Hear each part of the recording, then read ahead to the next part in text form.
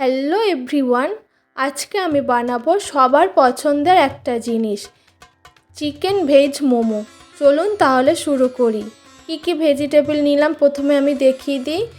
পেঁয়াজ কুচি, ধনিয়া পাতা কুচি, লঙ্কা কুচি, গাজর কুচি, ক্যাপসিকাম কুচি, বাঁধাকপি কুচি। বাঁধাকপিটা আমি সিদ্ধ করে নিলাম। এরপর আমি বাকি সবজিটা রান্না করে নেব। তেল দিয়ে দিলাম, তেলের মধ্যে হালকা গরম হয়ে গেলে পেঁয়াজ কুচি দিয়ে দিলাম, সঙ্গে আদা রসুন দিয়ে দিলাম। পেঁয়াজটা বেশি লাল লাল করে ভাজলে হবে না, ঠিক এমনই ভাজতে হবে। তারপর আমি গাজর কুচি দিয়ে দিলাম। কিছুক্ষণ রান্না করে নেওয়ার পরে, ওই 40 সেকেন্ড মতন রান্না করে নেওয়ার পরে আমি ক্যাপসিকামটা দিয়ে দিলাম। এরপর আস্তে আস্তে আমি গুঁড়ো মশলা দিয়ে দেব। স্বাদ মতো লবণ দিলাম, কালো মরিচ গুঁড়া, ধনিয়া গুঁড়া, জিরার গুঁড়া দিয়ে দিলাম।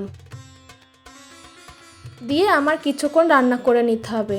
অপরদিকে আমি মাংসের কিমা বানিয়েছিলাম। মাংস কুচি কুচি করে কেটে আদা রসুন দিয়ে পেস্ট করে নিলাম। সেই পেস্টটা এর মধ্যে দিয়ে দিলাম, দিয়ে কিছুক্ষণ রান্না করে নিতে হবে।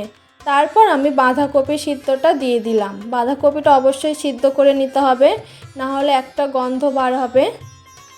তারপর ধনিয়া পাতা দিয়ে দিলাম আর লঙ্কা কুচি দিয়ে দিলাম। উপর থেকে একটু সয়া সস দিয়ে দিলাম। লবণটা অবশ্য স্বাদ বুঝে দিতে হবে, কারণ সয়া সসে লবণ আছে। আপনারা চাইলে এর মধ্যে টমেটো সস দিতে পারেন। এরপর আমি দেখলাম লঙ্কা একটু কম হয়েছে বলে গুঁড়ো লঙ্কা দিয়ে দিলাম। একটু লেবুর রস দিয়ে দিলাম, দিয়ে একদম ঝুরু ঝুরু করে একটা কিমা বানাতে হবে। দেখুন, ঠিক এমনই একটা কিমা বানাতে হবে। আমার ময়দার ডো বানানো ছিল, একদম ছোট কুচি কুচি মতো করে একটা লেচি কেটে নিলাম। একদম ছোট ছোট পাতলা করে বেলতে হবে। এরপর পুরগুলো দিয়ে দিলাম, দিয়ে প্রত্যেকটা মোমো ঠিক এইভাবে আমি একটা শেপ দিয়ে নিলাম।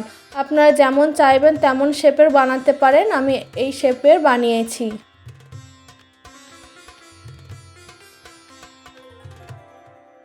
দেখুন, এইভাবে আমি প্রত্যেকটা বানিয়ে নিয়েছি মোমো। এরপর আমি স্টিমে দেব, যেহেতু এটা স্টিম মোমো।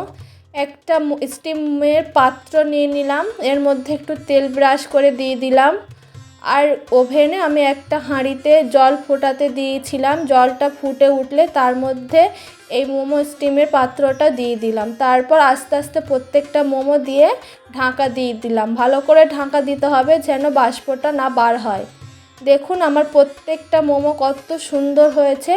এভাবে আমি মোমো প্রত্যেকটা বানিয়ে ফেললাম।